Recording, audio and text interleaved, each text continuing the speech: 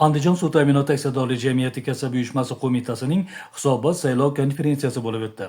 Unda 2024-yilning aprel oyidan 31 dekabr kuniga qadar amalga oshirilgan ishlar yuzasidan hisobot tinglandi. Qo'mita raisi Zuhriddin Shokirovning ma'lum qilishicha, bugungi kunda jamiyatda 1536 nafar ishchi xodimlar mehnat qilmoqda.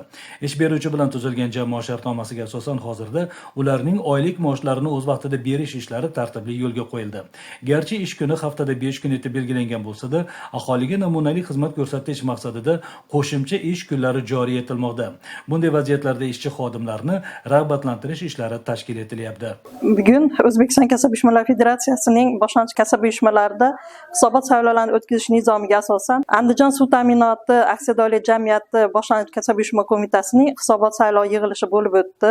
Hisobot saylov yig'ilishida jamiyat tomonidan 2024-yilda jamoat shartnomasining bajarilishi hamda 2024-yili boshlang'ich kasaba uyushmasi qo'mitasi tomonidan olib borilgan ishlar haqida ma'ruzalar eshitildi. Ma'ruzalar yig'ilish qatnashchilari tomonidan bir ovozdan ma'qullanib, olib borilgan ishlari qoniqarli baho berildi. Bugungi yig'ilish natijasiga ko'ra, boshlang'ich kasaba uyushmasi qo'mitasi raisi Shokirov Zuhriddin qayta yana 5 yillikka kasaba uyushma qo'mitasi raisligiga saylandi.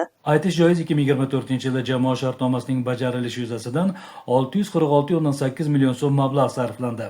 Natijada ishchilarning salomatliklarini tiklashlari uchun sihatgohlarga yo'llanma berilib, jamoa farzandlarining yozgi ta'til kunlarini maroqli tashkil etish, moddiy yordam ajratish, faxriylar holidan xabar olish kabi ishlar namunali tashkil etildi. Bir so'z bilan aytganda, ishchi xodimlar manfaati munosib himoya qilindi. Shu bois yig'ilish qatnashchilari 2024-yilda amalga oshirilgan ishlarni yuqori baholadi va Zuhriddin Shokirovni kelgusi 5 yil muddatga qayta rais etib tayinlash taklifiga bir ovozdan rozi bo'ldilar.